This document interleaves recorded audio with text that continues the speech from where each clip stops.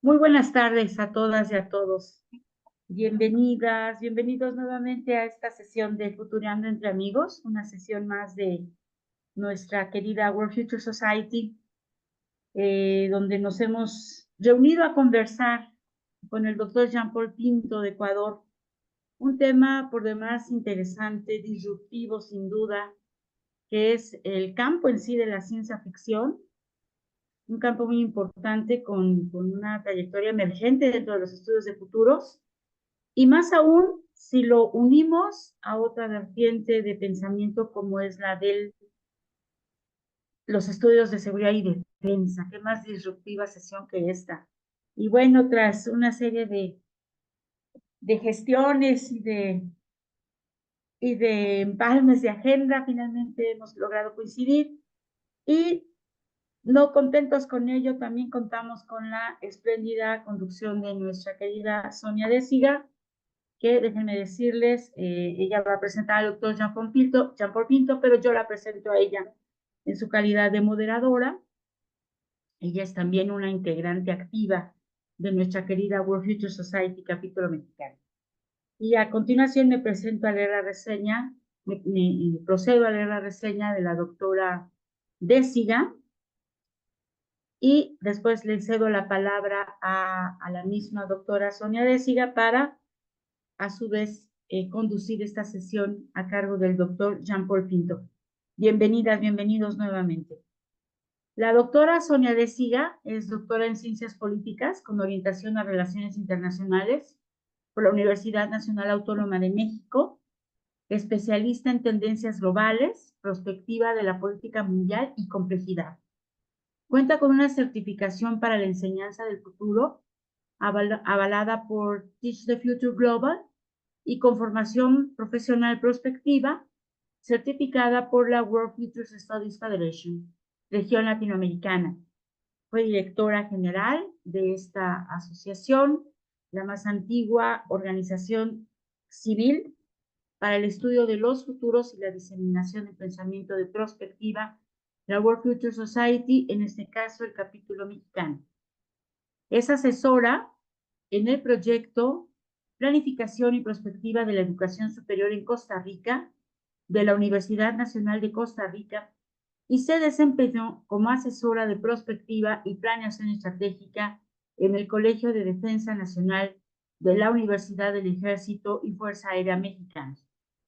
Recientemente, y muchas felicidades, doctora, fue aceptada en el Sistema Nacional de Investigadores del CONACYT, que es nuestra máxima institución en materia de reconocimiento a la calidad y la enseñanza de investigación en nuestro país. Qué gusto nos da, doctora. Sin más, le cedo la palabra, doctora Sonia. Es de usted la conducción de esta sesión y muchas gracias a todas y a todos por unirse. Muchísimas gracias, Alma, por la invitación primero para poder moderar este interesante conversatorio que vamos a tener el día de hoy. Y también muy agradecida con la World Future Society, capítulo mexicano, que siempre, además de hacer grandes eventos, pues siempre está a la vanguardia de temas que pueden ser disruptivos. Entonces, muchísimas gracias por la invitación.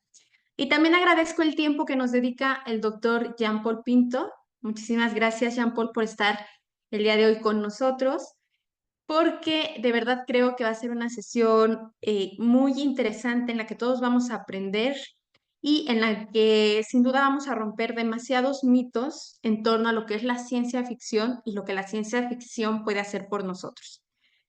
Voy a permitirme leer una breve reseña de la trayectoria del doctor Jean Paul, porque sin duda si tuviéramos que hablar sobre todo lo que ha hecho, pues se nos iría la sesión completa ahí. Pero en términos generales, el doctor Jean Paul Pinto es de formación ingeniero comercial, tiene más de 20 años de experiencia profesional. Es docente y capacitador, perdón, en temas de construcción de escenarios y generación de innovaciones de ruptura. Es conferencista internacional en más de 10 países y profesor de posgrado en universidades tanto de Ecuador como de Colombia. Tiene una maestría en marketing por la Universidad Capitol de Toulouse, en Francia, una máster en Science de Gestión también en París, Francia, y una maestría en Seguridad y Defensa por el Instituto de Altos Estudios Nacionales de Ecuador. Es doctor en Administración por la Universidad del Valle y en la actualidad viene desarrollando un proceso de innovación para la imaginación y la materialización de productos y servicios de ruptura a través del uso de ciencia ficción y del diseño especulativo. Entonces, sin duda, doctor, bienvenido. Muchísimas gracias por haber aceptado esta invitación para platicar con nosotros. Gracias, Sonia, por la invitación. Primeramente, Alma, evidentemente por la cordial invitación del día de hoy, pues tenemos el gusto de compartir otros espacios y pues me siento muy honrado de estar con ustedes el día de hoy. Y bueno, con Sonia nos conocemos ya hace varios años en varios eventos prospectivos, así que doctora De Siga, siempre un gusto. Felicitaciones también por su nominación a este espacio de investigación, pues, y como siempre un gusto estar contigo conectada. No pasan los años por ti, es increíble, no sé qué tipo de magia o brujería haces, pero estás como siempre, así que bueno, arranquemos. Este va a ser una especie de conversatorio que vamos a tener un sistema híbrido.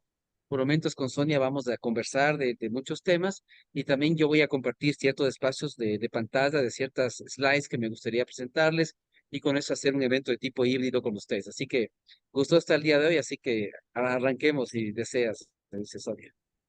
Perfecto, Jean Paul, muchísimas gracias.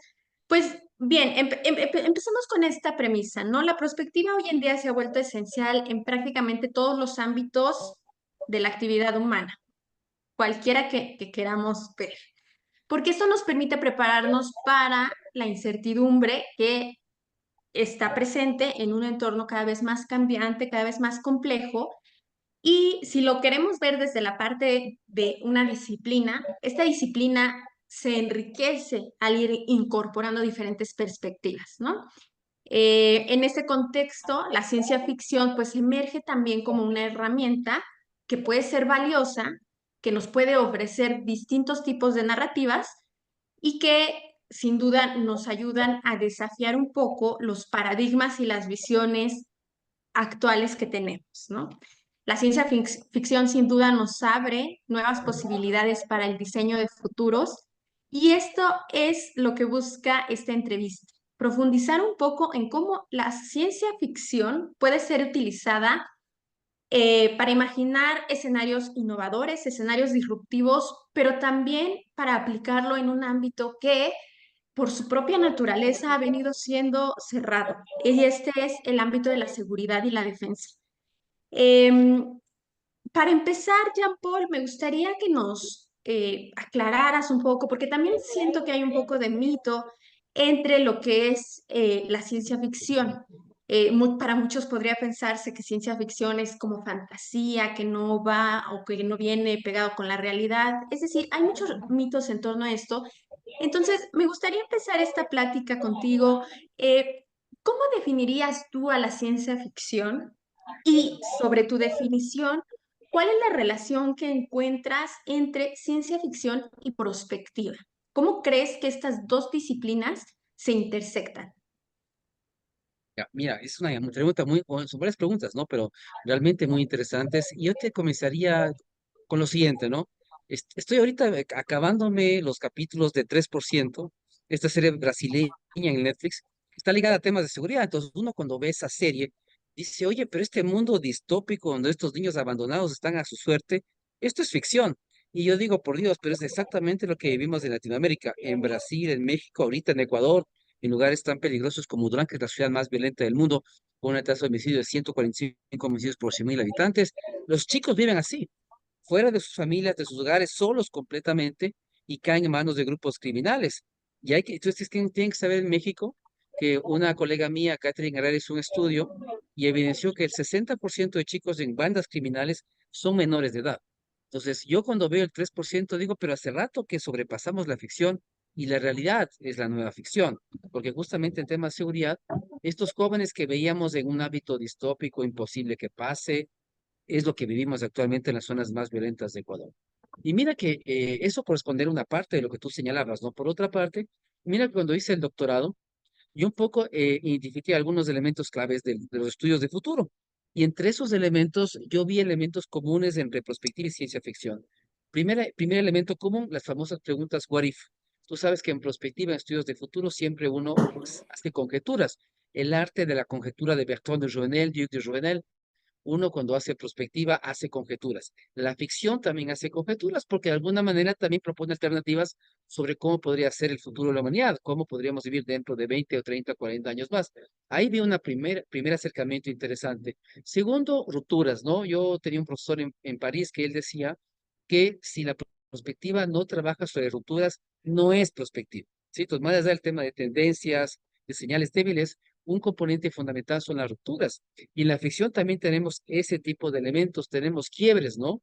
Tenemos sorpresas que ocurren y ahí se me viene a la cabeza, yo estuve viendo el otro día un documental de cómo se hizo la película Prey Runner, basado en el libro de Philip Dick, Sueñan los androides en ovejas eléctricas, y claro, tú ves ahí una serie de rupturas, de repente hubo un accidente nuclear y la gente tiene que seguir viviendo, pero en un planeta donde no hay luz, llueve constantemente, la comida natural es muy escasa, las mascotas son eléctricas porque los animales vivos no existen. Entonces, claro, conjeturamos sobre un mundo distópico en el cual, luego de un accidente nuclear, la gente tiene que seguir experimentando cómo sobrevivir. Entonces, la ficción permite hacer conjeturas, permite trabajar rupturas, permite hacer análisis de consecuencias, que es un elemento también muy importante de la perspectiva. Entonces, yo fui encontrando elementos comunes, la incertidumbre, por ejemplo.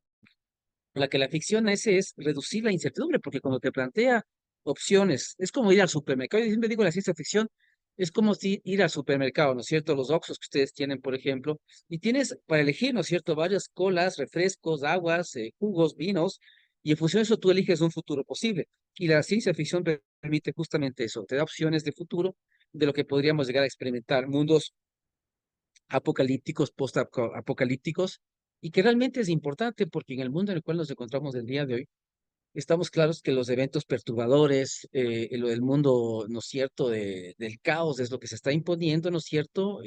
Más bien el mundo lineal ya no existe, y lo que asistimos es que los riesgos de amenazas se están multiplicando. Y necesitamos herramientas que nos permitan justamente conjeturar sobre esos riesgos de amenaza. Es decir, bueno, si esta amenaza se materializa, si este riesgo se materializa, ¿qué podría pasar? Y eso se hace en perspectiva, pero también se hace en ciencia ficción. La única diferencia es que la ficción te lo muestra o lo puedes leer. ¿Sí? Porque por ejemplo, te hablo no en el campo de la seguridad, pero de la inteligencia artificial. Varios de los riesgos y amenazas de la inteligencia artificial fueron teorizados hace 60 años. Ya son 60 años de eso, imagínate, cuando realmente desconocíamos por completo lo que puede hacer la AI el día de hoy. Y Arthur C. Clarke, por ejemplo, en Odisea del Espacio 2001, que, ya teorizaba sobre este famoso robot o sistema que era HAL, ¿no es cierto? El HAL, que llevaba, ¿no es cierto?, unos astronautas a una misión en el espacio, y de repente en media misión el AI dice, ustedes humanos no pueden completar la misión, así que los voy a ir matando y yo me voy a encargar de todo. Entonces, el tema de las inteligencias artificiales conscientes, que realmente ustedes saben que es de gran debate actualmente, una persona fue despedida de una gran compañía de tecnología porque denunció y les avisó a sus jefes que aparentemente habían creado una inteligencia artificial con conciencia. Y eso la ciencia ficción ya lo había visto hace más de 60 años. Entonces ahí está la idea profética detrás de la ficción. Entonces yo diría que los puentes entre ficción y perspectiva son numerosos. Yo encontré al menos 6 o 7 en común, ¿sí?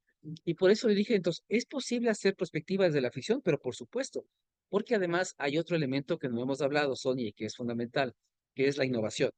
La perspectiva te lleva a la innovación y la ciencia ficción también te lleva a la innovación.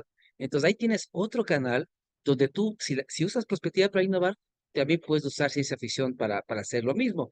Y hay una gran cantidad de ejemplos de productos que existían en la ficción que actualmente están en la realidad. Sobre todo, mira esta serie culto en la ciencia ficción, Star Trek, que seguramente muchos de los que están aquí habrán visto, ¿no es cierto?, durante décadas esa serie, y yo decía, cuando yo veía esa serie, decía, pero la gente qué absurda, ¿no? Se coge la muñeca y le comienza a hablar un aparato, pero qué cosa tan tonta. O sea, yo digo, pero estos tipos que hacen esta serie, realmente, ¿qué les pasa, no? ¿Qué les pasa por la cabeza?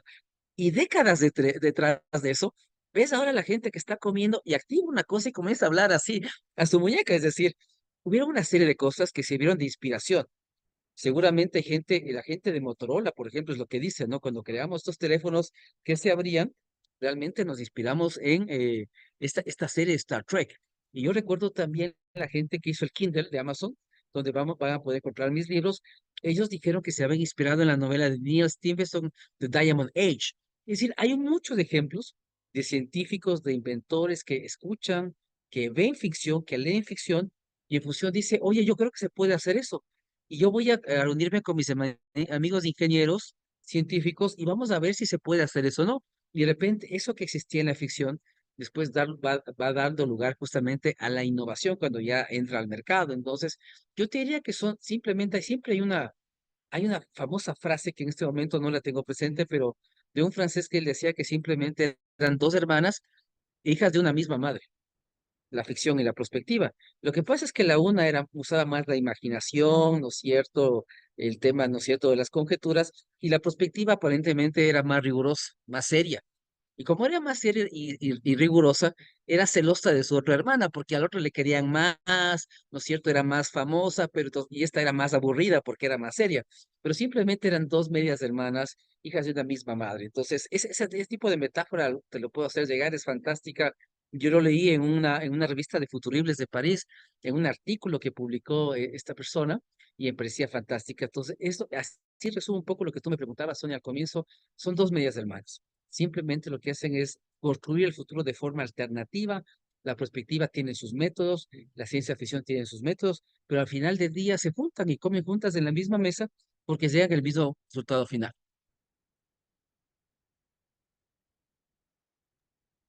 Me encanta cómo lo has planteado, Jean-Paul, porque sí, efectivamente muchos podríamos pensar o irnos hacia esa parte de que ciencia ficción es simplemente la imaginación. Y hay que recordar también que la prospectiva también es parte de imaginación, ¿no? Una de las características justo de la prospectiva es esta parte de imaginar estas diferentes posibilidades, ¿no? Y estos dos elementos que nos mencionas, ¿no? O sea, como las rupturas, ¿no? Que estamos enfocados en ver las rupturas, ¿no? En ver estas disrupciones que también son el campo de análisis de ambas, ¿no? Y la parte de la innovación, ¿no? ¿Qué sería de nuestro mundo si no fuera por esa parte de la innovación que sin duda surgió de la imaginación de alguien, ¿no? Entonces, me encanta además esta última metáfora que nos dices, ¿no? Que son hermanos realmente, ¿no? Una un poco más celosa de otra porque tiene métodos más estrictos y la otra un poquito dejada de lado, ¿no? Pero me encanta, o sea, estamos hablando también de que la ciencia ficción ha venido siendo importante a lo largo del tiempo, ¿no? Por estas innovaciones, porque también nos ha ayudado a prever ciertas amenazas, ¿no? O sea, ¿qué sería de nuestro mundo si no hubiera estos libros distópicos que nos hablan de que va a haber un calentamiento global, de que se va a acabar el agua, de que va a haber estas grandes catástrofes que a lo mejor apenas estamos empezando a vislumbrar, ¿no? O a vivir en algunas partes del mundo, ¿no? Todas estas cosas que de alguna u otra forma podrían pasar desapercibidas si no nos ponemos a pensar en ellas, ¿no? Además, me parece que bajo el entendido de que debemos también replantear los paradigmas bajo los que estamos educados a nivel general y a nivel regional, diría yo, de forma más concreta, pues sin duda creo que la ciencia ficción es importante, ¿no?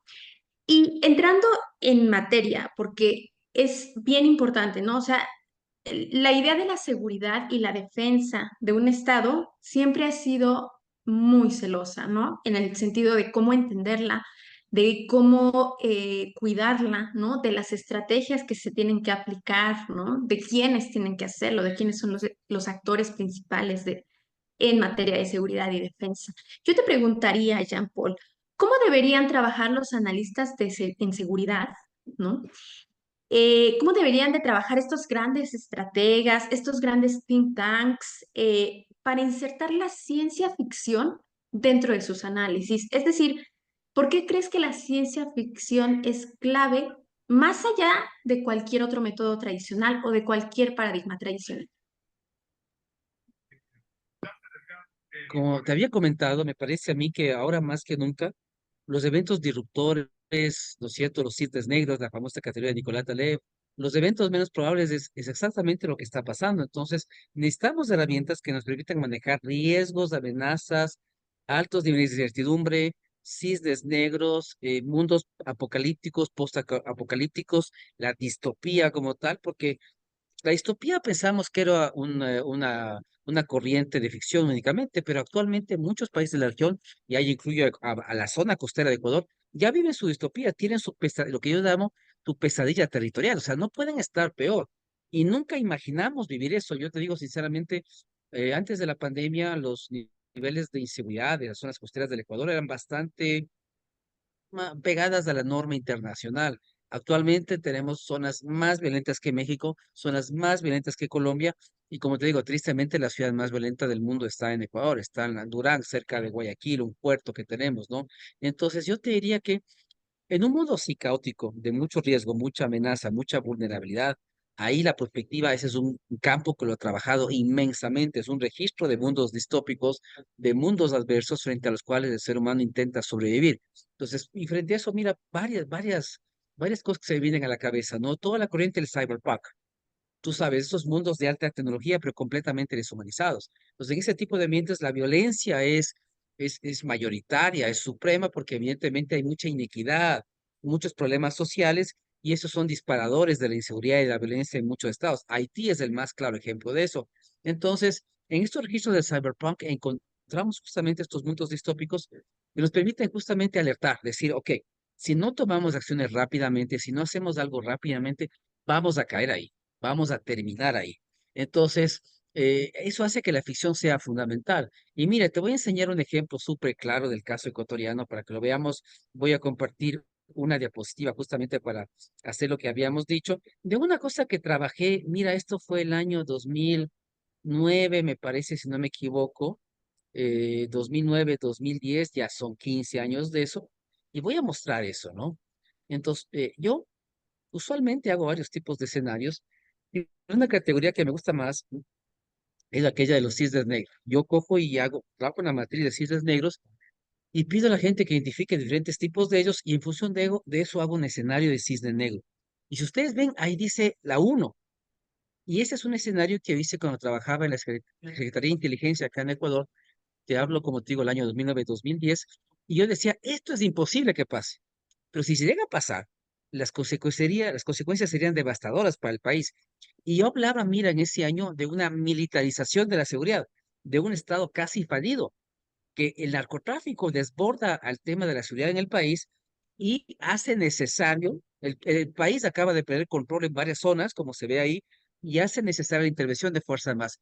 Esto en el año 2010, te digo, si era impensable, o sea, realmente en la Constitución inclusive, las tareas estaban muy bien marcadas, ellos no pueden entrar a operar en seguridad interna, y llega el año 2023 y el presidente dice, no, vamos a decretar un conflicto interno armado, y eso le da la pauta a Fuerzas Armadas para entrar, pero no teníamos opción, lo tuvimos que hacer. Y en el 2021, esto no te puedo enseñar porque tengo un acuerdo de confidencialidad con el Centro de Inteligencia Estratégica, pero hicimos uno de esos para el Plan Nacional de Inteligencia, y ahí hice otra vez otros escenarios al horizonte 2031, 2032, e hice otro cisne negro. Y ahí, no me vas a creer, no lo puedo enseñar lastimosamente, pero en ese escenario pusimos que si no se tomaban acciones rápidamente en temas de seguridad, el Ecuador iba a experimentar un conflicto interno armado. Eso fue el 2021, y en el 2023 el presidente lo decretó. Entonces, mira, lo interesante de trabajar sobre escenarios poco probables, y este escenario le llamé Ciudad Gótica. Claro, a la gente del centro, no le gustó ese nombre, ¿no? Pero fue muy chistoso porque después yo hago muchas entrevistas de radio, afortunadamente me llaman mucho los medios acá, y realmente todo el mundo hablaba de Ciudad Gótica, decía, Ecuador es Ciudad Gótica. Y yo les decía, miren, ahí está, yo dije, si no hacemos algo rápido, esto puede convertirse en Ciudad Gótica. Y lo más triste de todo es que Batman no existe, este sí es un personaje de fantasía, no vamos a poderle llamar, invocarle, y no nos va a poder ayudar.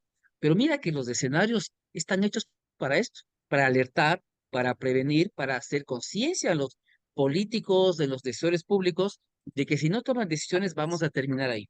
Y lastimosamente, como digo, en el caso ecuatoriano, terminamos ahí. Entonces, ahí está todo el interés. Entonces, cuando tú me dices, por ejemplo, trabajemos sobre cómo los analistas deberían trabajar esta parte, tienen que buscar novelas de ficción que traten de temas de seguridad. Por ejemplo, hoy estuve en contacto con una persona del Centro de Inteligencia que me dijo, mira, esta nueva ley de armas está proponiendo el tema de fabricación de armas en el país. Es una locura. Yo también pienso igual. Entonces, ¿qué necesitamos? que en el escenario que construyamos podamos hacer un símil, por ejemplo, con La Purga, esa película de ficción distópica que se llama La Purga, donde se ve claramente que el uso de armas es algo atroz. ¿No es cierto? Que si dejamos esas armas fabricar aquí en manos de los ciudadanos, en lugar de mejorar la ciudad, esto va a ser un caos completo. Pero hay que decirlo y hay que denunciarlo, y la ficción lo permite hacer a través de estas películas, como te digo, de La Purga, a través de las corrientes en cyberpunk también que hemos hablado el día de hoy. Entonces, la idea, ¿cuál es? Que en función de la temática que ellos elijan, puedan escoger una novela de ficción. Por ejemplo, hablemos del tema de Ucrania y Rusia. Yo me acuerdo en el año 2022 estaba en Buenos Aires y tenía que hacer una charla para universidades en Colombia sobre los problemas del peligro nuclear. Entonces yo cuando me contactaron, yo digo, bueno, yo de geopolítica no sé mucho, pero yo sé de ficción. Entonces, si quieres, yo te digo desde la ficción cómo se imaginan los riesgos nucleares y quiénes han trabajado los temas de sociales postnucleares para entender cómo estos autores están alertando el riesgo nuclear y encima cómo esas sociedades siguieron sobreviviendo en el tiempo. Entonces, y hay todas las novelas de los 50 de Philip Dixon, famosísimas, ¿no? Varias, La Penúltima Verdad, Sueñan los Ladrones en Ovejas Eléctricas. Tienes una serie de películas sobre los problemas nucleares, donde, claro, tú dices, oye, si esto llega a pasar es una locura, entonces hay que prevenir, ¿no es cierto? No podemos llegar a una escalada tal que el día de mañana Putin se levante mal genio y vaya a una parte, a plástico botón y se acabe el mundo, ¿no? Porque es lo que decimos, antes, después de hace unos años, el tema nuclear parecía muy lejano, ¿no es cierto? La gente que creció en los 50 lo veía muy presente, muy cercano, las nuevas generaciones, ¿no? Pero con lo de Ucrania estamos viendo que realmente en cualquier momento puede ocurrir. Entonces necesitamos cada vez más obras de ficción que hablen de mundos distópicos, apocalípticos, postapocalípticos, pero como, ¿por qué? ¿Pero por qué? Como función de alerta, de prevención, para sacudir a la gente, meterle dos chirlazos a la persona, al político, al militar, al policía, ¿no es cierto? Al presidente, decirle, mire, si no hacemos esto, vamos a terminar ahí. Y cuando usted está en México, yo en el 2010 que trabajaba justamente en estos temas, yo le decía, el espejo nuestro es México. Hoy no somos México, pero si no hacemos algo, vamos a terminar ahí. Y tú ves ahora en los 2020, hemos importado muchas prácticas de México, descuartizar personas, decapitar personas, colgar cuerpos de puentes, y así te puedo dar miles de ejemplos de cosas que en el Ecuador jamás se pensaron que podrían existir y que era impensable que existan, pero que actualmente son la realidad. Por ejemplo, grupos armados de 10, 15 con armas largas van a una zona, matan a 8 o 10 personas, muchos niños. Imagínate que, según los indicadores de la ONU, tenemos el triple de muertes violentas en menores de edad. UNICEF lo acaba de decir, porque estos niños o son parte de grupos criminales o sufren daños colaterales. Pero esto, como te dijo, era impensable. Entonces necesitamos cada vez más de estas novelas de ficción para imaginar mundos adversos. Sí, y me parece súper interesante lo que planteas, Jean-Paul, porque efectivamente cuando estamos hablando de temas de seguridad y defensa nacionales, los actores encargados de ello generalmente son muy cerrados, ¿no? O sea, a ciertas metodologías, a ciertas formas de operar, ¿no? A ciertas formas también de planificar, pero no están abiertas a nuevas perspectivas. E incluso me atrevería a decir, a pensar que la seguridad ya no es lo que era, como lo decías, durante la Guerra Fría, ¿no? Hoy en día la seguridad ya es más amplia, ¿no? Estamos hablando de un paradigma en donde la seguridad ya no es solo un ejército contra un ejército, sino que ya involucra la seguridad del propio ser humano, ¿no? Ya estamos hablando de una seguridad ampliada.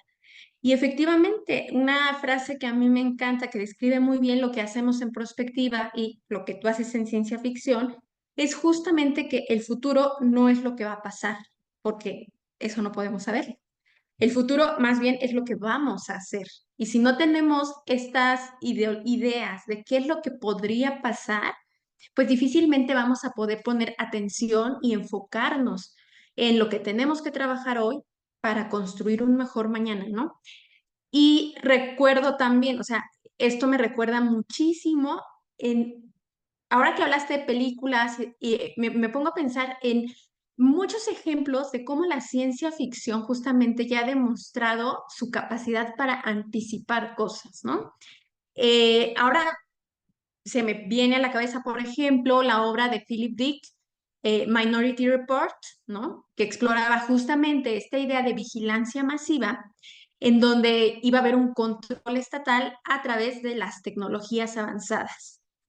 Y si bien es un concepto que hoy en día vemos con un poco de sesgo, porque uno dice, no, pues como que controla a través de las nuevas tecnologías, pero lo estamos viendo, ¿no? La expansión de las nuevas tecnologías, el reconocimiento facial, la recolección masiva de datos a través de las redes sociales, o sea, no es algo que no exista, no es algo falso, es algo que la ciencia ficción anticipó hace mucho tiempo y que finalmente nos alcanzó, ¿no? El futuro nos alcanzó.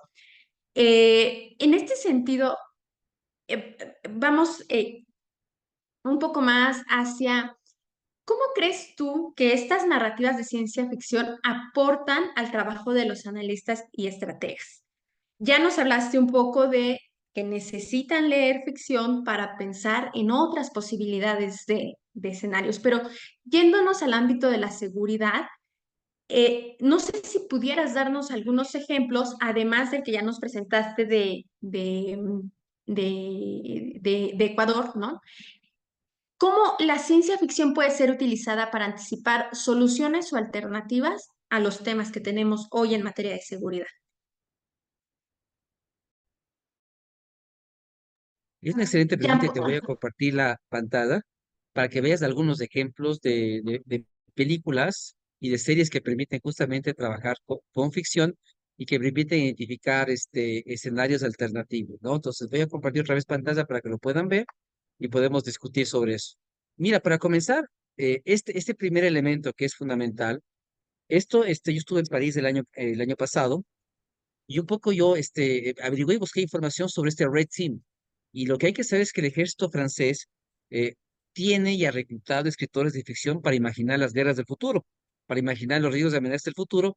Tiene un grupo de trabajo, y ustedes lo pueden googlear, que se llama Red Team, donde se hacen escenarios desde la ciencia ficción para imaginar las guerras del futuro. Y el ejército norteamericano también hizo algo similar para no quedarse atrás, para poder estar en capacidad de atender riesgos y amenazas no convencionales, sorpresivas. Acabo de contratar hace un par de años escritores de zombies, porque claro, o sea, uno dirá, pero ¿por qué escritores de zombies?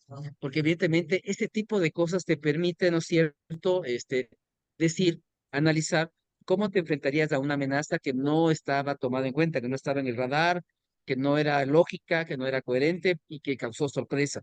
Entonces, eso permite que los militares estén más preparados frente a eventos que pueden ser absolutamente sorpresivos y frente a los cuales, evidentemente, las herramientas convencionales no permiten hacer gran cosa, ¿no? Entonces, te hablo de dos ejércitos muy poderosos que trabajan con ciencia ficción como tal. Y mira, voy a ir también a otra parte del documento y por ejemplo, hay una cosa que me encanta, el Black Mirror en Netflix, que es una cosa que yo siempre recomiendo, y hay un capítulo que me gusta mucho que es el oso blanco. Yo en mis conferencias digo, en mis entrevistas, hay un tema que no está resuelto que son las cárceles. Las cárceles es un problema serio y hasta ahora no tenemos ninguna solución efectiva por eso. A mí me parece que habría que suprimir las cárceles y reemplazar por otro tipo de sistemas mucho más efectivos, porque lo que son las cárceles son centros de operación de la criminalidad. Y en este capítulo de Black Mirror que se llama El oso blanco, tenemos la solución ideal. Yo no voy a decir cuál es, pero quiero que ustedes vayan hoy noche y vean ese y busquen este capítulo de Oso Blanco, porque los autores le encontraron una forma de castigo válida para una persona que había secuestrado y matado a una niña. Y lo mejor de todo es que no solamente que el castigo es efectivo, pero además el sistema, el modelo de negocio se vuelve rentable, ni siquiera sostenible, se vuelve altamente rentable. Y lo que en lugar de costarnos un PPL, una persona privada de la libertad, ganamos plata.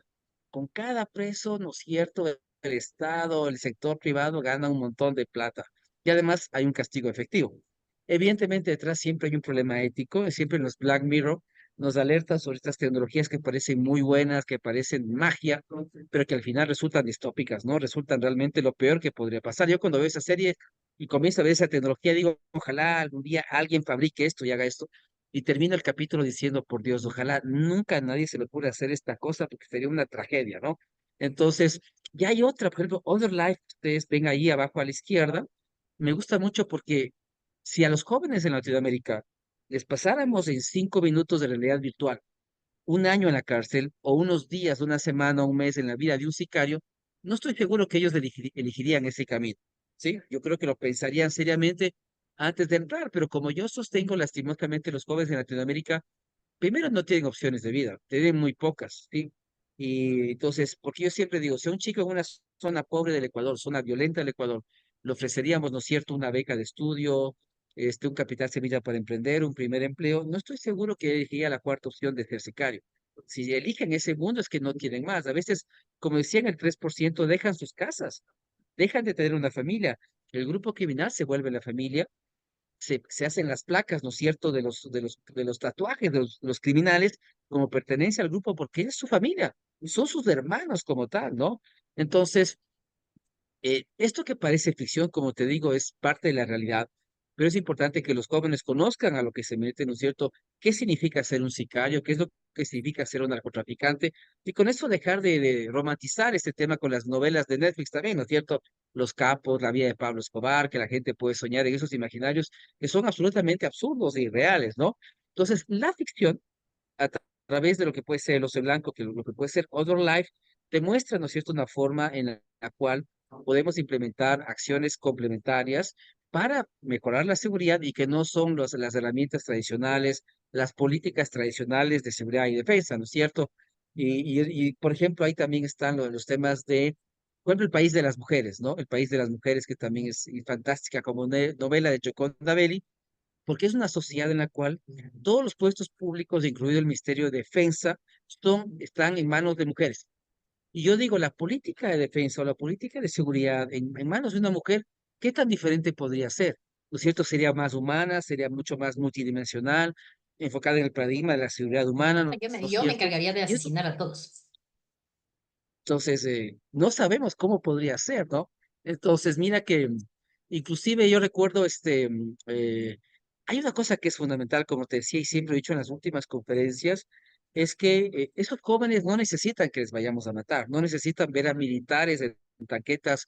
Medellín no arregló así sus problemas, ¿no es cierto? Medellín en 20 años dejó de ser la ciudad más violenta del mundo y se convirtió en la ciudad más segura del mundo, pero no con tanquetas, ni con militares, ni con mano dura, ni estrategias de Bukele, sino realmente con un rol principal del sector privado, con temas de arte, de cultura, de deporte, ¿no? Veíamos las Olimpiadas ahorita, yo decía, si el sector privado invirtiera masivamente en centros de alto rendimiento en las zonas más violentas del país, ¿no será acaso que así podríamos jalar a los jóvenes hacia algo legal y alejarles de la ilegalidad? Yo creería que sí, pero ¿quién quiere apostar a eso?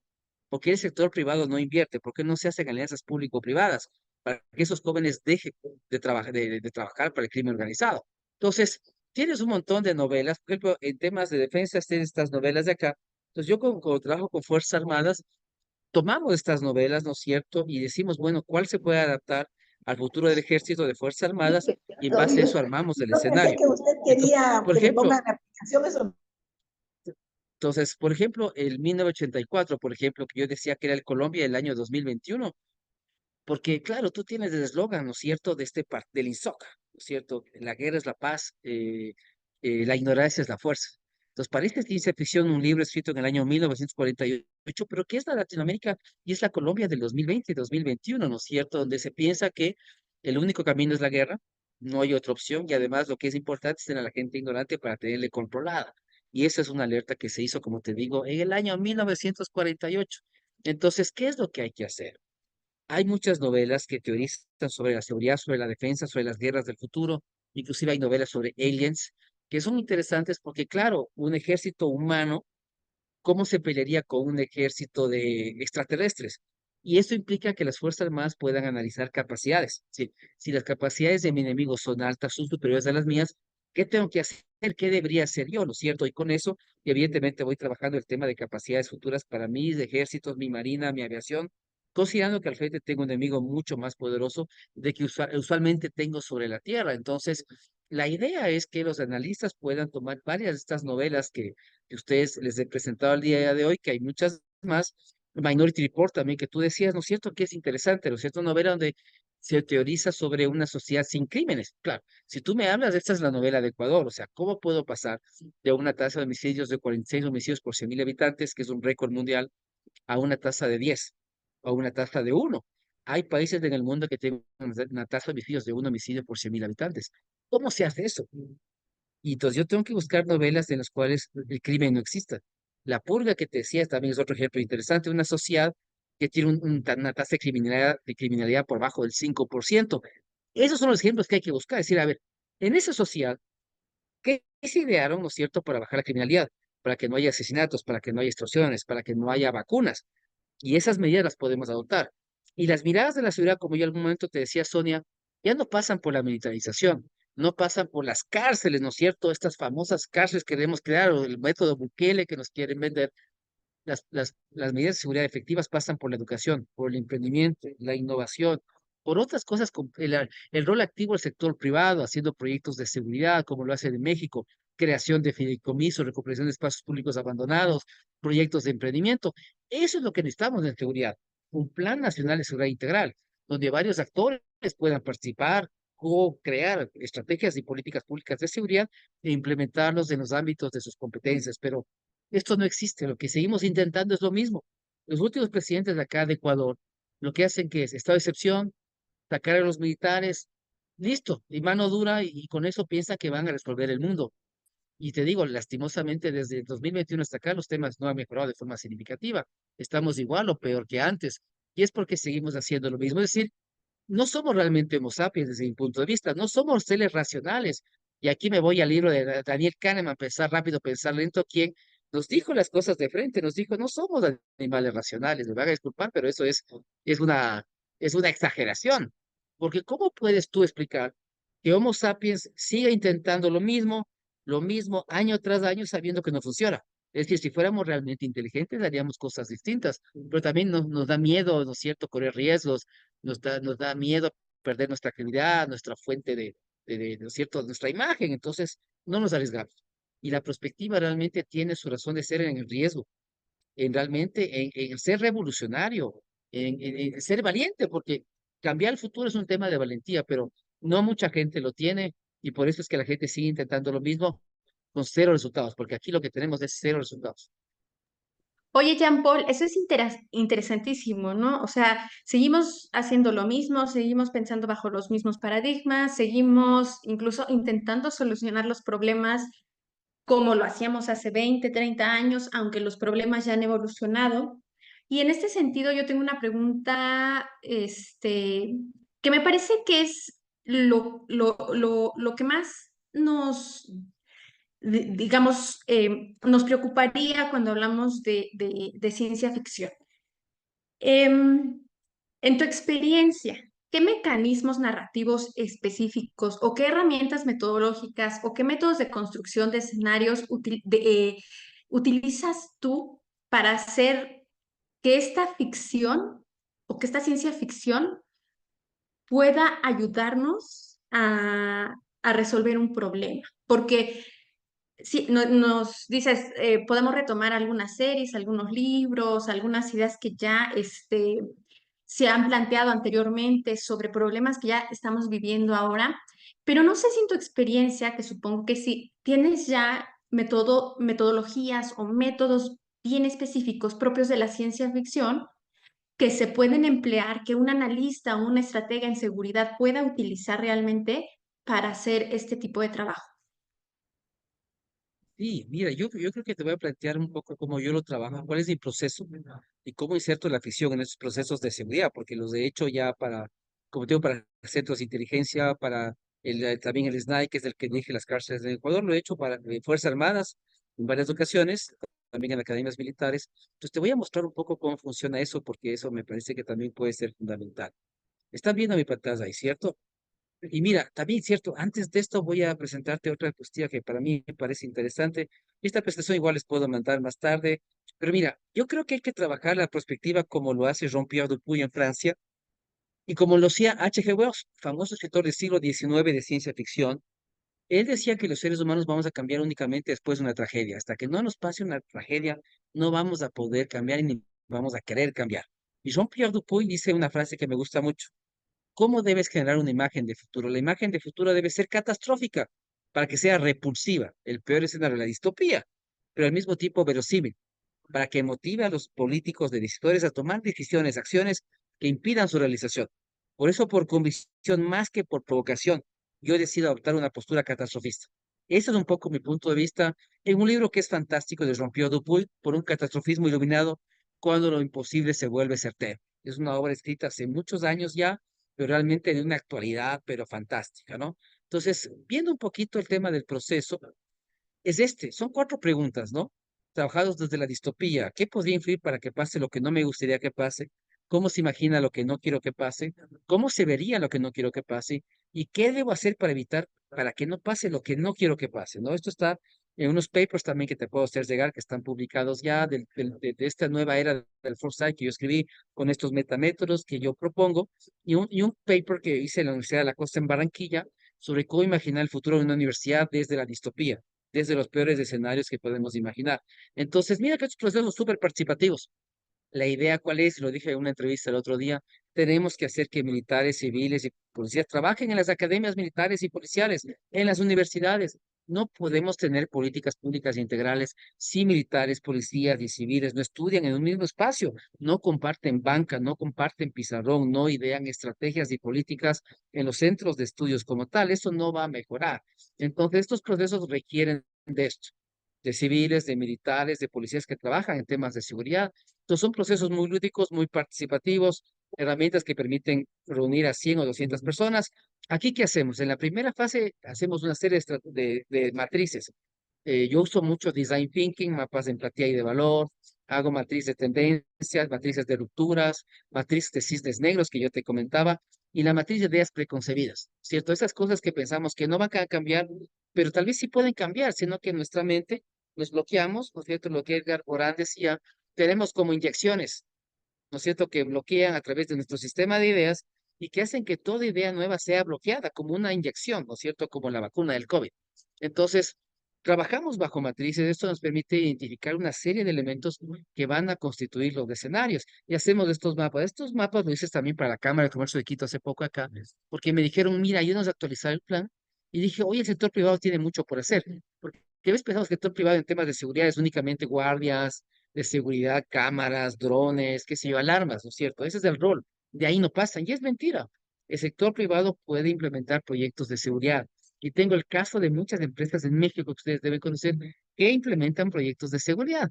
Entonces, les dice un mapa de riesgos para el sector privado, mapa de amenazas, un mapa de vulnerabilidades, ya son un mapa de oportunidades. Porque les dije, aquí están los proyectos que ustedes tienen que hacer para trabajar en equipo con el Estado o solos para fortalecer el tema de seguridad.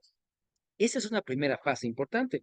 Esto yo lo complemento con un taller de rupturas. Entonces digo, vamos al 2050, imaginemos algo trágico que acaba de pasar, ¿no es cierto? Una extrema violencia que provocó una catástrofe al 2050 y sobre eso díganme una solución para que esto nunca llegue a pasar. Durante estos años que tenemos lo podamos implementar. Y yo recuerdo en una academia militar, un grupo, unos coroneles dijeron, vamos a usar la máquina del tiempo de H.G. Wells como base para hacer el escenario y dijeron lo que hay que hacer es mandarles a los corruptos de la época de los dinosaurios para que se los coman. Y yo decía, pobres dinosaurios, ¿no? Porque van a morir absolutamente envenenados a los pocos segundos de haber ingerido esta comida. Así que más bien mandémosle a otro año porque estos dinosaurios van a sufrir el peor de los castigos que podemos imaginar. Entonces, esa es la fase 1. En la fase 2 eh, en las organizaciones de seguridad y defensa, hacemos escenarios. Los podemos hacer en texto, los podemos dibujar, la gente, porque yo también me di cuenta de una cosa fantástica. Yo decía, chuta, ¿qué tal dibujarán los policías, los militares, que tienen una formación, claro, distinta a los civiles? Y me encontré con gente súper hábil, que hacía unos esquemas, unos dibujos de la seguridad, de las ciudades, de sus fuerzas, increíbles, ¿no? Y aquí usaban también ambientes de, por ejemplo, la Guerra de los Mundos de H.G. Wells, yo que decía como un libro de base para los temas de ciencia ficción para hacer escenarios, ¿sí? Y en la fase 3 en cambio, hacemos diseño especulativo, porque dentro de la tesis doctoral hay una cosa que a mí siempre me preocupó, y era que el futuro es intangible, nadie lo puede ver, tocar, sentir, y por eso es difícil trabajarlo, ¿no? Y siempre me acordaba de una frase del libro de Cisne Negro de Nicolás Taleb, que él decía, la única forma de imaginar el futuro, digamos, de adivinar el futuro, es trayendo pedazos del futuro al presente, lo cual, claro, es imposible. Pero al revés del diseño se puede hacer. Cada vez que alguien me dice cómo se imagina el futuro, yo le pido que me lo dibuje, ¿no es cierto? Como el Principito de Santa Exupéry, ¿no es cierto? Que él decía, ¿no es cierto? Dibújame como era un borrego, ¿no es cierto? Era algo así, ¿no es cierto? Ahorita ya me olvidé, pero es algo así. Entonces, en este caso les digo, ok, ¿cómo se imaginan las amenazas en el futuro? creemos teatros de guerra, teatros de seguridad, ¿no es cierto? Nuestro colega también, que trabaja con Lego Serious Play, Juan Manuel Ábalos, hace algo similar, es decir, le pide a la gente que materialice el futuro. Me parece a mí que ese componente es clave. Antes era fundamental imaginar el futuro, ahora no solamente que es importante imaginar el futuro, sino también materializar, que podamos tocar, sentir, ver, experimentar el futuro. Aletia, ¿no es cierto? Montero, que también conoces tú, Sonia, trabaja temas de teatralización también. Entonces, yo trabajo temas de materializar el futuro. Entonces, pido a la gente que haga maquetas, dibujos, prototipos, que pinte, que dibuje, que use legos, plastilina, lo que quiera, lo que más le guste y me diga exactamente qué tiene en la mente, cómo se imagina el futuro, cómo es ese futuro, cómo es esa amenaza, cómo es ese riesgo, y que yo lo pueda tocar, ver y sentir, que es muy importante, ¿no? Entonces, esto es una anécdota muy interesante que pasó en la pandemia. Tenía un curso de oficiales de las tres ramas de Fuerzas Armadas y trabajamos el proceso. Y fue muy, muy interesante porque estaban en sus casas recluidos como todos, y comenzaron a trabajar esto con sus esposas de hijos. Entonces, tenía yo oficiales de la Marina, de la FAE, de la Fuerza Terrestre, que hacían todos estos dibujos, esquemas, y sus familias les ayudaban a pintar, a dibujar, a crear, me mandaban los videos, inclusive hacían TikToks con sus hijas sobre la pesca ilegal. O sea, fantástico, como experiencia fue muy bueno, porque nos permitía evidentemente materializar estas amenazas y riesgos de la seguridad que están muy presentes en el Ecuador. Entonces, una experiencia muy, muy interesante. Ya al final, en la fase 4 lo que hacemos es aterrizar la estrategia. Entonces, esto alimenta un plan estratégico, identificamos proyectos de seguridad, proyectos de defensa, los priorizamos con la BAC de Reñera, hacemos árboles de competencia, creamos visiones de futuro, podemos hacer Océano Sur de la seguridad. Entonces, usamos una serie de herramientas que nos permiten justamente ya aterrizar en el plan. Entonces, esta cosa también hay que entenderla muy clara de que la perspectiva también permite alimentar un plan estratégico, permite alimentar la estrategia. Entonces, se usa ficción para que sea mucho más concreto, después se usa el diseño para que lo podamos ver, y al final, evidentemente, esto se traduce en estrategia pura, en un plan estratégico que podemos implementar. Entonces, eso te diría yo que es importante con respecto a un proceso que yo puedo sugerir.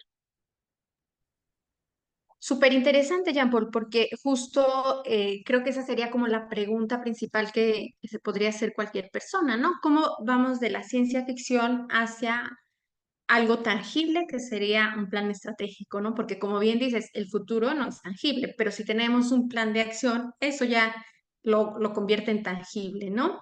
Y qué lástima que el tiempo se nos ha ido como agua, porque yo tengo miles de preguntas todavía por hacer. Yo creo que tendríamos que hacer una segunda sesión con el doctor Jean-Paul, porque a mí me fascina cómo podemos utilizar este tipo de herramientas que no, digamos, no son tan comunes dentro del abanico prospectivo, pero que realmente, como hemos visto, nos pueden dar soluciones espectaculares para problemas muy concretos, ¿no? Y específicamente en el ámbito de la seguridad y la defensa, que yo sé también por experiencia propia este, que es muy complicado poder trabajar este tipo de temas, ¿no? Pero antes de ir a las preguntas y respuestas, a mí sí me gustaría que nos platicaras un poco, em, platícanos un poco qué te inspiró a ti a irte por el ámbito de la ciencia ficción, ¿no? Me gustaría que nos abrieras un poco más esta parte de quién es Jean-Paul Pinto y sobre todo en tus últimos libros, ¿no? Yo tuve la oportunidad de leer 2050, una aventura para siete futuros posibles, que es de verdad una delicia de novela que recomiendo ampliamente y si pueden leerla, se la recomiendo muchísimo. Y luego tienes esta última que sacaste recientemente, Diálogos sobre el colapso, en donde nos invitas justamente a aclarar un poco la mente, a vislumbrar posibilidades. Platícanos, ¿qué te inspiró a ti, Jean-Paul, a irte por el área de ciencia ficción? ¿Qué te inspiró a escribir estos libros? Y sobre todo, en estos libros, tú, ¿cómo planteas ahí los desafíos en materia de seguridad que estamos viviendo actualmente? Bueno, esa también es una gran pregunta de cómo terminé la cuestión, porque claro, cuando inicié mi doctorado, mi pregunta de investigación no iba por ahí. Yo no puse la ficción, digamos, dentro del proceso que yo quería implementar. Yo sabía que quería trabajar innovación, quería hacer algo distinto y quería paliar una serie de problemas que hay en la disciplina, aunque Michel Godet diría que es una indisciplina intelectual más que una disciplina como tal. Pero para mí había muchos vacíos, ¿no? El problema de hacer tangible el futuro, el problema de los riesgos, las amenazas, sea, yo consideraba que como estaba hecha la perspectiva hasta ese momento en el estado del arte que yo hice para mi doctorado, había problemas de la disciplina. Poco impacto en los escenarios, por ejemplo. Los escenarios no causan impacto. Entonces yo decía, necesito encontrar otra herramienta, otra disciplina donde encuentre soluciones a esos problemas de la perspectiva, pero que no están dentro de la misma disciplina de la perspectiva. Y ahí fue cuando me topé por la ficción. Pero ahí yo te puedo decir que el clic que yo tuve fue cuando leí un libro. Es increíble estas historias porque este libro yo lo compré en París en el año 2008 cuando estudié mi maestría ahí, pero no lo había leído, lo había dejado a un lado. Y este libro se llama Historia de los futuros de Bernard Cassés. No sé si está en formato en español, pero yo lo tengo en francés, lo compré en París. Y ese libro lo tuve ahí relegado. Y de repente dije, no, en mi doctorado necesito leerlo y lo voy a leer y lo abrí. Y es increíble como Bernard Cassés hace un libro fantástico, ¿no? La historia de la perspectiva, los estudios de futuros, desde los romanos, los griegos, hasta el siglo XXI, hasta cuando acabe el libro. Y una cápita fundamental del libro es la ciencia ficción. Él, en su libro de 500 páginas tal vez, al menos unas 100 páginas dedicó a la ciencia ficción. Y yo dije, esto me parece que puede ser interesante porque comencé a... Y en ese, mira, algo muy curioso, cuando nos vimos en México, Sonia, en el 2019, ¿te acuerdas? Estaba Tom Lombardo y una anécdota así de rápida, ¿no? Estábamos con él y él tenía varios eventos y yo siempre lo iba a buscar, le decía, oye, Tom, quiero comprarte el libro y no podíamos. Ya empezó la charla, había algo y no, hasta que el día final, yo me hice también muy amigo de Jan, también la esposa que habla español, una persona muy querida. Tom me dice, ve, no pudimos, ya se me acabaron los libros, no tengo ningún libro más, pero te los voy a mandar digital. Quiero que los leas y que me des tu opinión. Es más, yo estoy en uno de los prólogos del libro 3 de Tom Lombardo, porque yo me leí los 4 tomas, más de 2000 páginas de la historia de la ciencia ficción. Fantástico, un libro realmente apasionante. Tom Lombardo es un tipo increíble. Y eso también suscitó mucho mi inspiración, porque comencé a ver muchas obras de ficción y me di cuenta que no importa qué problemática tú tengas en el mundo real, cambio climático, violencia, problemas nucleares, sobrepoblación, hambre, todo lo que te puedas imaginar, corrupción, tienes novelas de ficción que tratan esos temas y que además nos dan soluciones para acabar con esos problemas. Entonces es fantástico. Entonces, ese fue el segundo declive que tuve en México y desde ahí, claro, yo le sigo mucho a Tom, tengo todos sus libros y eso me permitió a mí decir que se puede hacer perspectiva desde la ciencia ficción. Y lo mismo pasó con el diseño. Tomé unos cursos en el EAN en Bogotá y me di cuenta que había gente que trabajaba diseños con escenarios y me puse a investigar en base de datos internacionales y me di cuenta que en Europa había mucha gente que hacía perspectiva, estudios de futuros con diseño. Entonces dije, ¿por qué no voy a crear un metamétodo donde pueda hibridar eso? Herramientas de perspectiva puras, con ciencia ficción, con diseño y al final con estrategia, porque evidentemente esto tiene que servir para algo, para innovar, ¿no es cierto?, para generar impacto con los escenarios y es exactamente como lo he hecho. Entonces, y ahora evidentemente, claro, es un mundo que me apasiona, yo escribo ficción, entonces voy a compartir también esa parte porque para los que están interesados, también están mis libros que están en Amazon, están en formato Kindle, eso sí, pero ya están disponibles en Amazon. Entonces, este es el libro que decía Sonia, el del 2050, una aventura para 7 futuros posibles, y el escenario 3 es de extrema violencia. Yo lo ambienté esto en una ciudad que yo quiero mucho, que es la ciudad de Mendoza, en Argentina. Entonces hablo de un mundo distópico, caótico, de extrema violencia, y hablo de un futuro del 2050 donde todo sería algo peor que Haití, ¿no es cierto? Estado fallido completo, un regreso a lo Mad Max, esta famosa saga de Mad Max, un mundo de regreso a formas tribales de vida, donde no hay Estado, no hay leyes y todo es el caos. Esa es una primera opción. Ahí está el link de Amazon para que lo puedan buscar. Y tú decías y hablabas de este otro libro, el de Diálogos sobre el colapso, ¿no es cierto? En este libro, en cambio, el personaje principal dialoga con varias mujeres. Inclusive, no sé si ustedes ven, hay una evolución en la portada, porque esta persona al final del libro se da cuenta que la mujer ideal no es una mujer de carne y hueso, es una mujer de inteligencia artificial y se casa con una inteligencia artificial. Y son cosas que pasan en China, que pasan en el Japón. La gente tiene sus parejas reales, pero también tiene sus parejas virtuales. El poliamor, ¿no es cierto?, de la tecnología. Entonces, en este libro, el profesor principal se reúne con varias mujeres y habla sobre los posibles colapsos, el colapso sobre población, el colapso financiero, el colapso de la seguridad, el colapso del cambio climático, y van analizando si realmente podríamos colapsar o no. Entonces, es un libro que habla de esos colapsos, y hay también un colapso de seguridad que yo hago en el libro. Yo imagino el Haití del 2032 y viajo a este Haití con una chica y estamos instalados ahí en una sociedad hiperviolenta en el metaverso, esta vez no en la realidad, sino en el metaverso. Y de ahí, ¿no es cierto?, identificamos qué es lo que está pasando y por qué la sociedad se ha vuelto tan violenta, inclusive en el metaverso. Así que, y ahí está el link también, lo pueden descargar.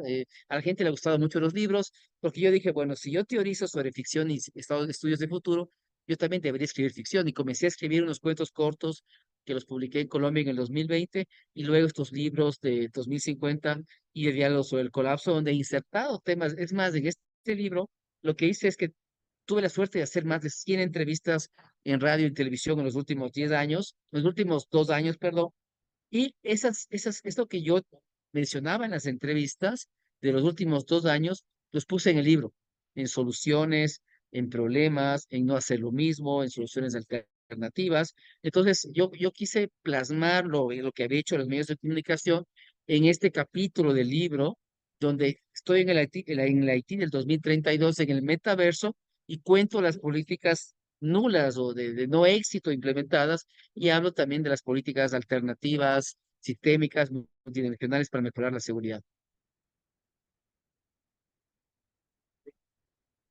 Excelente, Jean-Paul. No, pues súper interesante la forma en la que te fuiste formando en materia de ciencia ficción. Como te decía, lamentablemente el tiempo se nos fue volando, ¿no? No, de verdad, ha sido una charla muy rica en materia de ciencia ficción y prospectiva.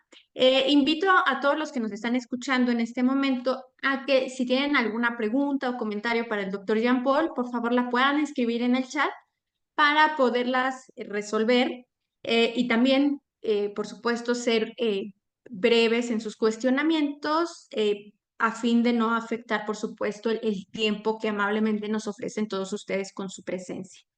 Inicio con una Tenemos pregunta preguntas que en nos... el chat. Sí, tenemos preguntas en el chat para que las veas, por favor. Sí, sí, sí, la primera. Alejandro Solís nos pregunta, ¿cuál es el límite? Tal vez tú entiendas mejor la pregunta un poco que yo, pero él nos pregunta, ¿cuál es el límite de una matriz de elementos cualitativos como finitos heterogéneos con sus matices y diverso tamaño? Mm. Bueno, mira, cuando tienes varios, como te decía, yo puedo trabajar con 100 personas de esto y trabajan sobre matrices, y con que trabajen 5 de cada tipo es más suficiente. 5 tendencias, 5 rupturas, 5 cisnes negros, 5 ideas preconcebidas. Con 100 personas tengo una matriz enorme al final, donde puedo tener más de 50 tendencias a analizar, y con eso es más suficiente. No tendría sentido ir más allá. Entonces yo te diría que no necesariamente debemos trabajar matrices gigantes, ¿no es cierto? Voy a poner una matriz de 300 tendencias o de dos. Con matrices donde cada grupo pueda trabajar al menos 5 elementos de cada cosa es suficiente, porque cada grupo va a tener ideas diversas, puntos de vista distintos, y al final yo tendré 40 o 50, y es lo que me pasa, ¿no? Al final, cuando yo hago el back office del trabajo que hemos hecho en talleres, al final yo tengo 40, 50 rupturas, cisnes negros, y con eso es más suficiente lo que podamos trabajar. Ah, perfecto. Vamos a darle la oportunidad a otro de nuestros participantes. Iván Salazar nos comenta.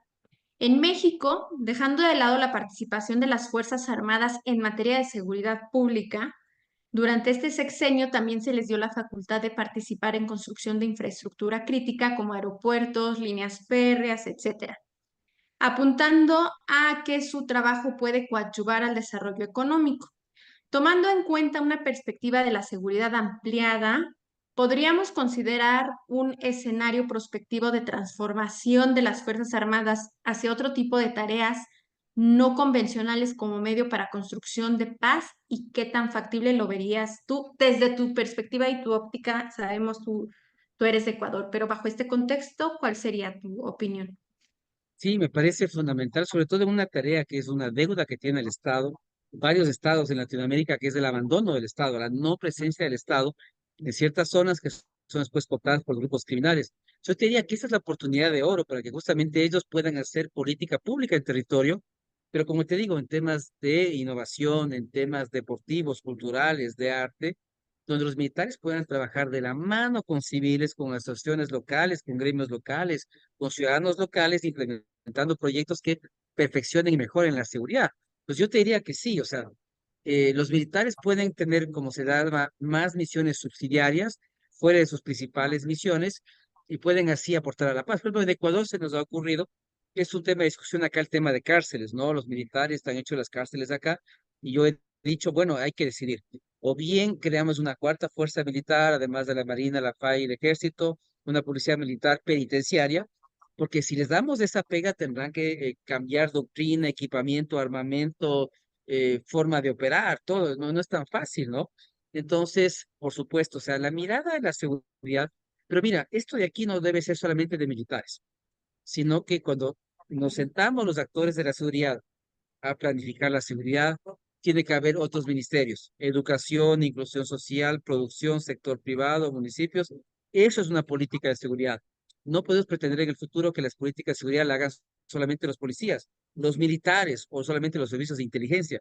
Tienen que haber equipos multidisciplinarios, heterogéneos, que nos planteen las políticas públicas de seguridad del futuro, que como te digo, no pueden ser las mismas, deben ser otras muy distintas, y en ese campo la ficción puede servir de inspiración de futuros alternativos, de otras concepciones de la realidad y plantearnos soluciones completamente novedosas y alternativas. Totalmente de acuerdo contigo. Este comentario viene de Andrés, ¿no? Un espectador que se llama Andrés, y dice, en mi maestría, una cátedra de manejo de crisis, me decía mi maestro, ustedes como especialistas utilicen su espada del augurio para ver más allá de lo evidente. Creo que ese maestro eras tú y te manda muchísimos saludos. Excelente conversatorio, te felicita. Claro, yo creo que ahí Em, la espada del augurio es la ficción, ¿no? Es la ficción, no hay nada que sí. hacer, es la fuente de inspiración para soluciones alternativas, ¿no? También Edison Barona nos comenta, saludos, felicitaciones por la entrevista al doctor y a quienes han organizado este evento. ¿Cuál sería la estrategia para poder incorporar de manera más fuerte los estudios prospectivos y cuál sería la metodología más adecuada? Porque existen muchas metodologías, incluida la que propone el doctor Jean Paul, en materia de seguridad en las instituciones públicas y privadas con el fin de que se adapte de manera más sólida y permita establecer estrategias y tener resultados más eficientes. Yo creo que hay que crear una cultura de perspectiva, una cultura de estudios de futuro, ¿no? El gran problema en Latinoamérica es que la gente piensa que el futuro es el fin de semana, es decir, la gente piensa que el largo plazo es lo que va a ser el día sábado o el día domingo. Entonces, y además las empresas buscan rentabilizar al máximo en el menor corto tiempo posible. Pues el peor enemigo de la perspectiva realmente siempre va a ser el corto plazo, la inmediatez, la codicia, la alta rentabilidad y la bonanza, ¿no es cierto? Porque cuando hay bonanza y todo está bien, no hace falta cambiar ni transformar nada ni hacer escenarios. Entonces, yo diría que nos falta una cultura de perspectiva, una cultura de pensamiento de largo plazo, socializar más los beneficios de los estudios de futuros y insertar esto en las políticas públicas, ¿no? Que tengamos más decisores que vean la perspectiva, que es útil, que tiene valor, que sirve de algo y que nos va a permitir orientar la política pública como tal. Entonces, mira, en la IPF, me parece que tú también, no sé si haces parte también de la IPF, Sonia, y dentro de la IPF estoy en un task force, un grupo de trabajo que estamos haciendo indicadores de evaluación de estudios de futuro. Es decir, ¿cómo podemos proponer indicadores que muestren la calidad de un estudio prospectivo y también la efectividad de un estudio prospectivo? Y es sobre eso debemos trabajar, porque justamente después los decisores, los políticos, los ministros puedan tomar estos resultados y decir, oye, en verdad la perspectiva es útil, funciona, es útil, nos puede orientar al proceso de toma de decisiones y hay que implementarlo. Nos parece que es el camino que hay que hacer, porque lastimosamente el gran problema es que todavía sigue siendo una caja negra la perspectiva, ¿no es cierto? La gente piensa que somos adivinos, que usamos, no sé, leemos de las entrañas de los animales, la bola de cristal. No, no, mira que yo también soy enemigo de las probabilidades. Yo no uso métodos cuantitativos. Para mí el futuro es un campo de estudio, de pensamiento, de reflexión, de libertad y no un campo de cálculo, ¿no? Entonces, inclusive yo soy más de métodos por eso cualitativos, porque lo que hay que privilegiar es las conjeturas, el análisis, el debate, lo que decía Kees van der Heyden, la conversación estratégica. Eso es hacer perspectiva, ¿no es cierto? Y en eso es en lo que yo creo fundamentalmente. Entonces, me parece que ese podría ser el camino. Yo coincido contigo también. Soy más como de métodos cualitativos porque de esa forma podemos entender la realidad de manera en que la podamos entender mejor, ¿no?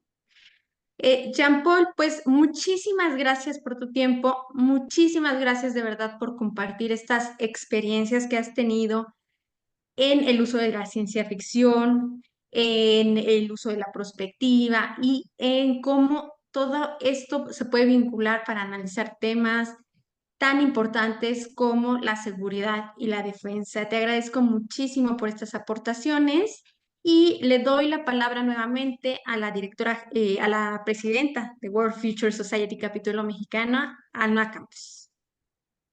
Pues muchas gracias, gracias doctor, de veras es tan fascinante este viaje al que nos has inspirado que yo misma no me contuve en la tentación de intervenir y de preguntarte también. Son muchas las preguntas que quedan en el aire.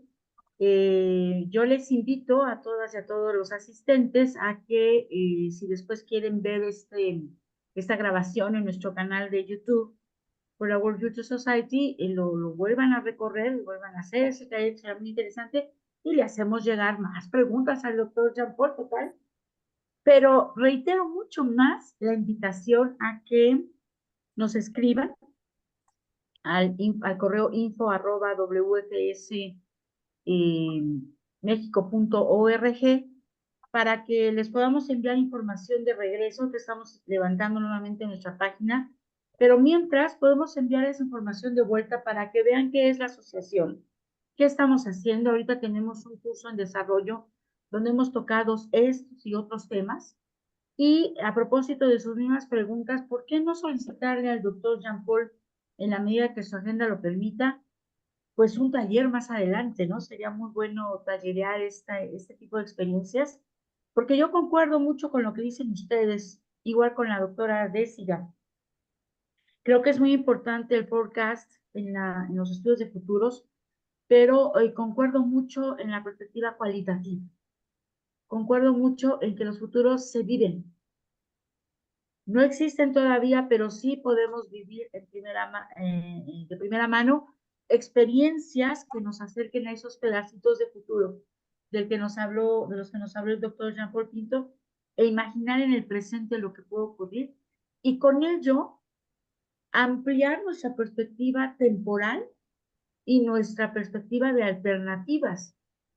Yo ahí, con relación a lo que dice Alejandro Solís, no me detendría tanto en las características de las matrices.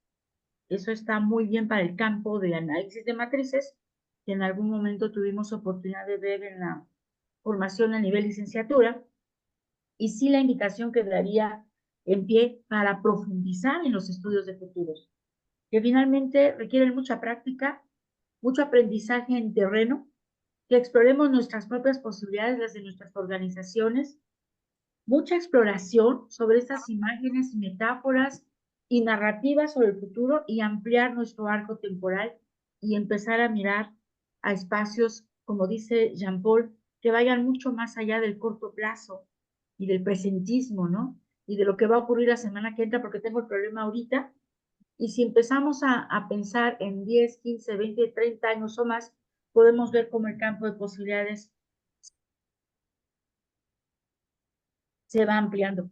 Nos dejas infinidad de reflexiones, doctor. Muchas gracias nuevamente. Gracias, doctora, por la espléndida moderación que nos has hecho favor de convidar.